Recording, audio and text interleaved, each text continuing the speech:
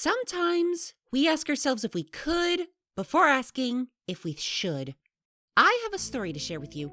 When I first made this channel, the original goal was to make object show reviews, and well over a year later, here we are. Reviews for shows like BFDI are already a dime a dozen, so I figured I'll pave a new way forward to reviewing more underground and lesser known shows. Initially, when this idea rolled into my head, my first target was going to be this new show by Shattered Waters called Game Show of Extreme Fun and Violence. Really rolls off the tongue there. With this show now being significantly less new, it's time to strike this iron at the perfect moment, freezing cold. And by any chance, if the creator's watching this, hi! The goal of this video and any other reviews I make later down the road is to provide feedback. I'm not gonna act like I know everything, so take it with a grain of salt if you disagree, but for a show being pitched as the greatest game show yet, I'd like to throw my own 2 cents into the mix in the hopes of improving its future. So without further ado, let's ask ourselves, do we need 81 characters?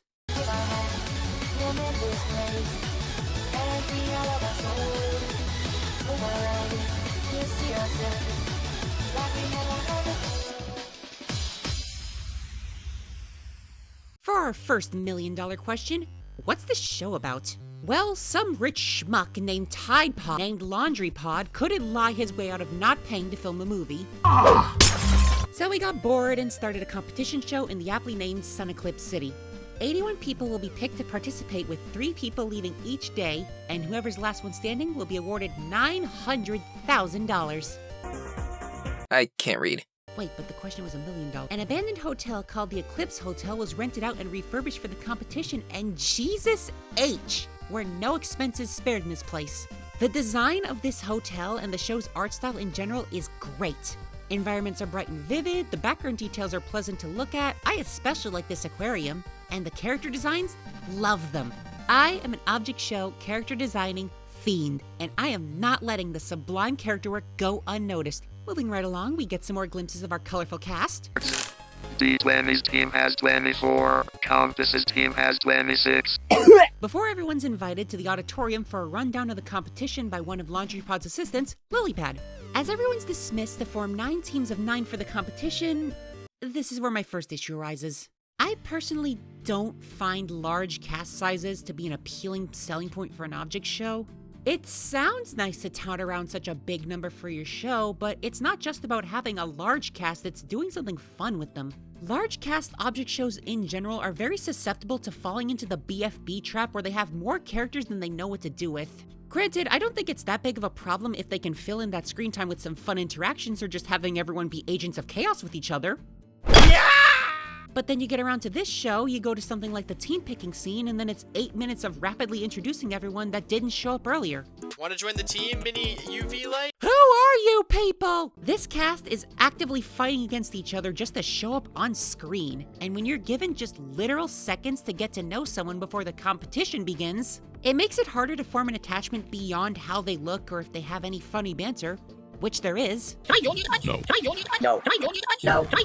But it still makes connections feel paper thin as a result. This problem is going to come up a lot. With the team set and a lot of incidental team names, everyone's taken outside for the first challenge, 9-way dodgeball. In concept and execution, it's a pretty alright challenge, and while it's played pretty straight... I'm gender fluid! You're doing this on purpose. And while it's played pretty straightforward, minus some things not being clarified... Hey, no magic allowed. Magic wand, you're disqualified. What? You didn't say that.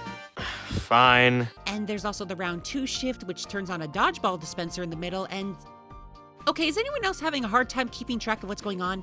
I hate to keep bringing up the number of characters, but it really accentuates the problems to such a distracting degree. This challenge really could have used some way to keep track of who's left, or to at least more easily follow along with who's in focus before they get collectively folded. Immunity. 10.8% chance of immunity. Regardless, it's a pretty entertaining first challenge overall, and with the results set, Cafe Click, Paper Towel, and Team Name will each be saying goodbye to one of their members next episode. While my opinions on large cast competition shows remain pretty lukewarm, and this show did not do anything to change that opinion, I do think Game Show of Extreme Fun and Violence has a lot of room to grow. The positives are aplenty. You can tell that there was a lot of work put into the art, assets, and especially animation. Seeing the whole thing in motion, there's a talented crew bringing light to this ambitious project. However, I find the show's main selling point could also be its Achilles heel. I can't write more than one sentence to explain 95% of these characters. If you were to go out of your way to count the amount of dedicated, focused screen time each character has, by that meaning they're the focal point of attention, more than half of them don't even get 10 seconds. There was only one standout throughout the whole episode, that being Lotus Flower. Between naming her team expendable and then setting up an alliance with her fingers crossed, she takes the role of resident manipulative antagonist for the episode, easily leaving the biggest first impression. That's 1 out of 81. If I could leave any suggestions for future episodes, please make it easier to follow along with what team's in focus or who's still active in the challenge. Also, please do something about Pretzel's voice filter. It's really bad.